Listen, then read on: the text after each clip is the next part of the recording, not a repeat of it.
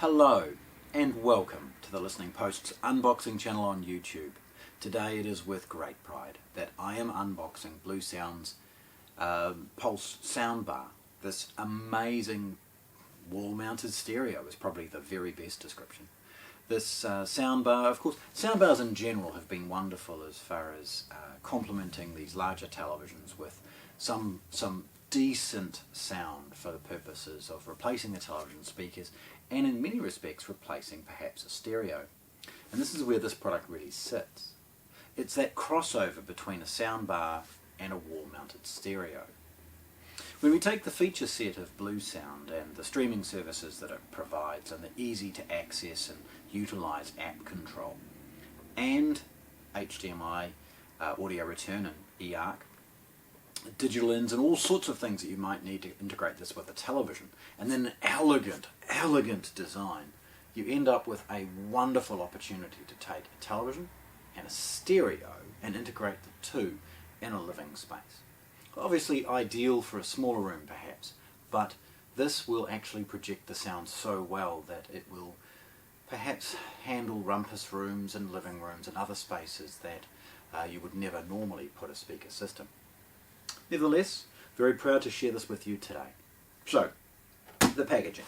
The packaging, pretty muted. There's a lot of information nowadays on boxes because they're not really trying to sell the product, they're just kind of ensuring that they are putting the licensing and royalties and other things on it. Nevertheless, it mentions Wi-Fi, the fact it's got an app you can download, obviously from both the App Store and Google Play. It talks about Bluetooth and the new HD version of Bluetooth, all also with the Bluesound logos too. It's packed in a long box because this is a soundbar after all. Look, it's worth mentioning model and serial number information on both ends. Opening these really easy. Everything's sort of sellotape closed, so it's very straightforward to get in. Typically a little nick, and then away we go.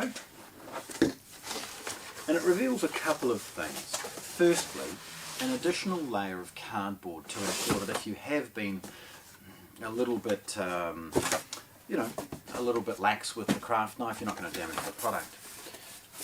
And then inside, an additional box. Now this is where the outside box becomes a freight car.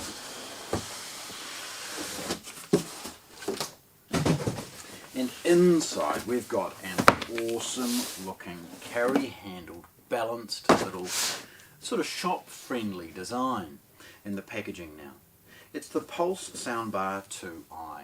Now it's because NAD have released their first soundbar, then their 2, and now the I.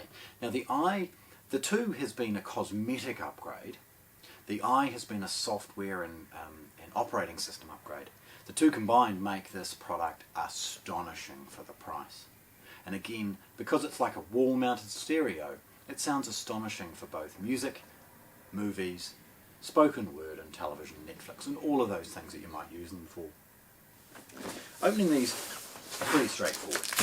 There is, if I just spin that round, sort of a factory seal at this point, and then a combination of two cardboard tabs.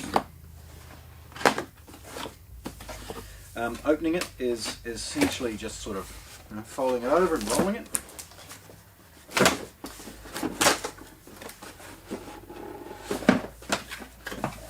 If I spin that round, you'll see the attention to detail that they have done in the packaging itself. Firstly, we have here, separately packed in a cardboard sleeve, an installation bracket.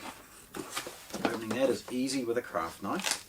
We've got a full fold out associated with the wall bracket, and it's wonderful to see that they've included it in the price. Okay, so that's your cutout for installation. Now how awesome is that? No fiddling around. You can drill as many holes or trace it out, cut it out, whatever you might need. So they've thought about the end user, they've thought about the person that might be hanging this on the wall and ensuring that they're doing a reasonable job of providing the information you'll need in advance. Pulling the soundbar out, it doesn't need to be elaborate. It's a simple enough approach where there's a series of cutouts for screws, there's a pad for vibration dampening, and then a simple sort of hook approach.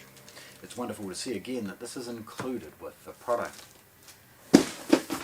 Rocking it back so I can have a look for a moment.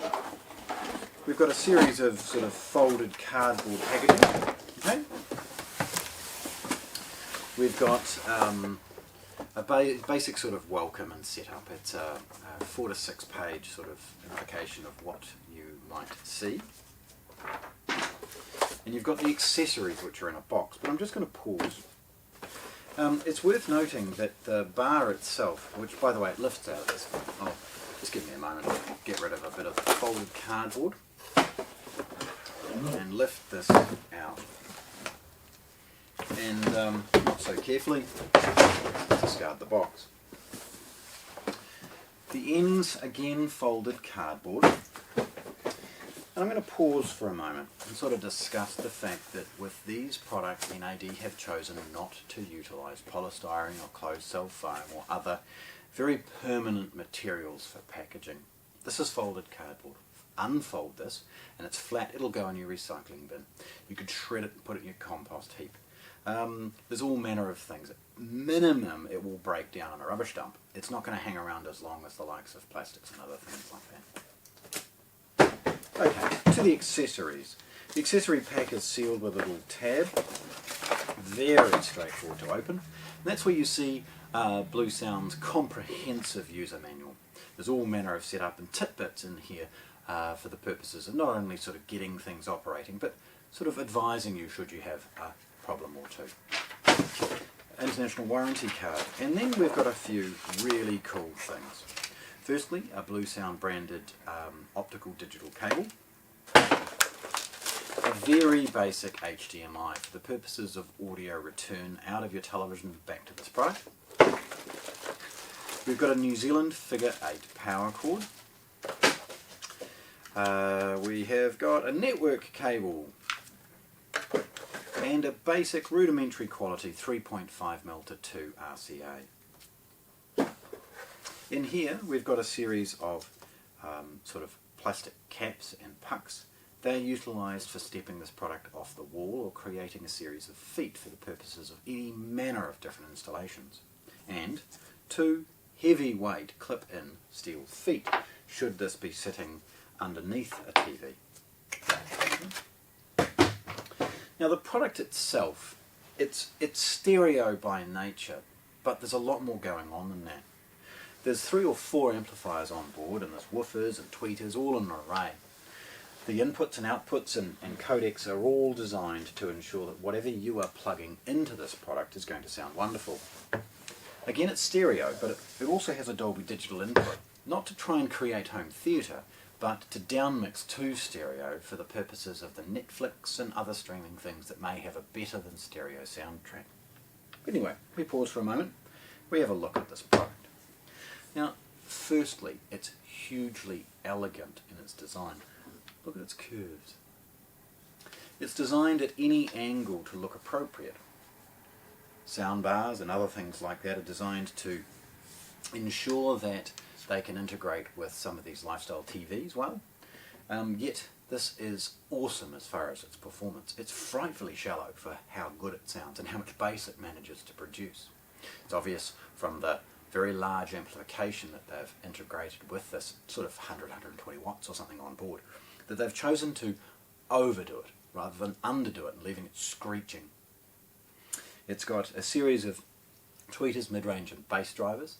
It's also got integrated in it dual Wi-Fi, dual band Wi-Fi, and with that streaming of Bluos and other things associated with Bluesound themselves.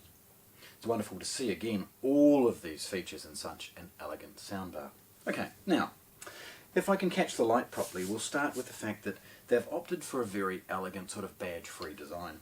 Tilting it forward is the only implication of the branding according to associated with Bluesound. You'll see a very elegant sort of break as far as left and right, and in that an IR sensor for an addition of a remote. If I understand correctly, you can program this to your television remote control command, so that's awesome. There is a tweeter, mid-range and bass driver on each side, as I alluded to.